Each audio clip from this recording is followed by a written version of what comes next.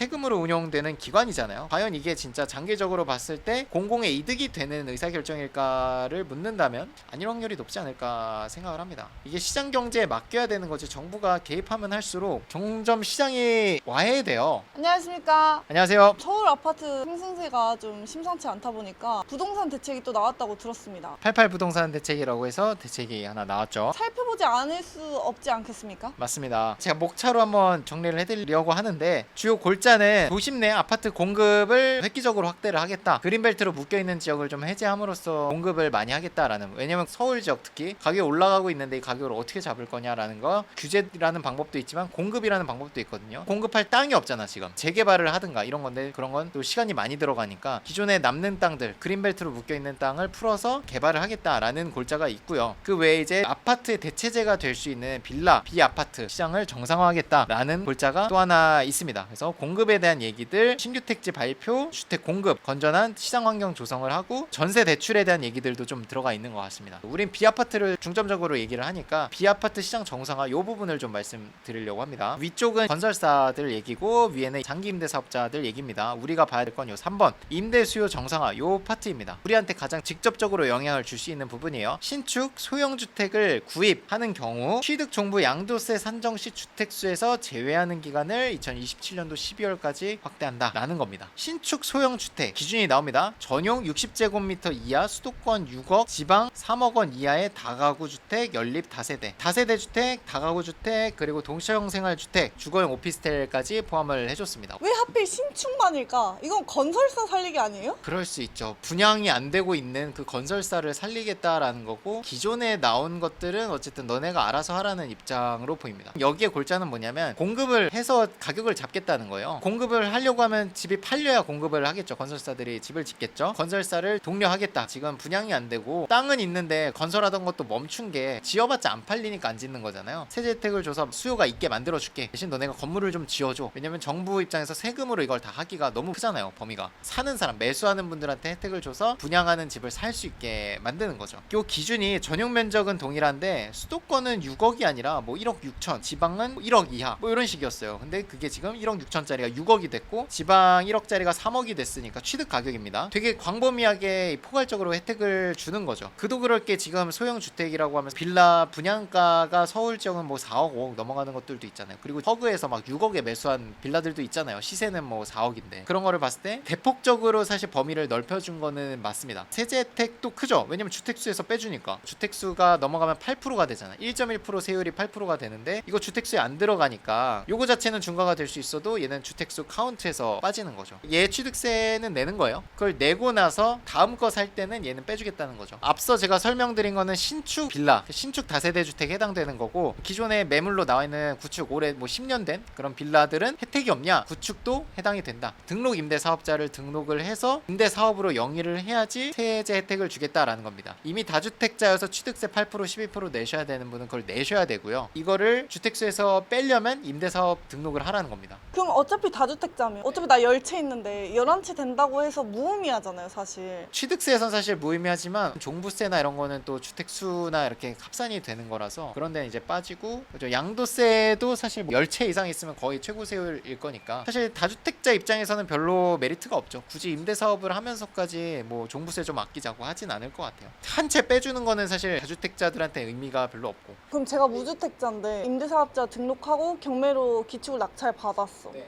그러면 나는 영주택자인 그렇게 거죠. 됐죠. 또 낙찰 받았어. 또 임대사업자 등록하면 또 나는 영주택자인 거잖아. 그래요, 맞아요. 그거 맞아요. 근데 아셔야 되는 게 10년 동안 못 팝니다. 저 때는 8년이었는데 이게 늘어나서 10년입니다. 임대사업자 무주택자가 등록해서 경매로 받아가는 거 어떻게 생각하세요? 굳이 어쨌든 두 채까지는 중간가 없을 텐데 차라리 그거를 빨리빨리 그냥 팔지, 그 주택수를 빼겠다고 10년 동안 갖고 간다? 10년이 되게 길거든요?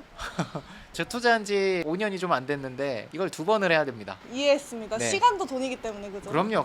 물론 이제 시간이 감에 따라서 내가 파는 게 아니라 뭐 전세가를 올려받고 월세를 받고 그럴 수도 있는데 10년 동안 무슨 일이 일어날지 사실 모르겠어가지고 그런 리스크도 생각한다. 한다면 그렇죠. 청약시 무주택 인정받을 수 있는 B아파트의 기준 변경. 과거에는 이제 청약에서 무주택 인정을 받으려면 오피스텔 취득밖에 없었거든요. 근데 이 청약을 준비하시는 분들한테 이번 88 대책이 되게 큰 의미일 것 같아요. 주택수에서 어쨌든 빼준다는 의미가 청약에서도 주택수가 되게 중요하잖아요. 무주택이 기본 돼야지 이제 내가 넣을 수 있는, 당첨되시는 분들이 유주택자는 없으니까. 이전에는 제가 아까 말씀드린 대로 전용 면적 60제곱미터 이하의 수도권 1억 6천 이하, 지방 1억 이하였는데 그게 기준이 완화돼서 이번 88 대책에 나온 거는 전용 85제곱미터 이하, 수도권 공시가격이에요. 공시가격 5억 이하, 그리고 지방 3억 원 이하. 공시가격이 5억이라는 건 시세로 치면 7, 8억 갈 거예요. B아파트니까 웬만한 건 해당이 다 되겠죠. 주의하셔야 되는 게 2027년 12월까지 기간이 정해져 있어요. 30년, 35년까지 인정되는 게 아니라 27년 12월까지입니다. 그 전에 뭐 파실 거 있으면 빨리 파셔야 되는 거고.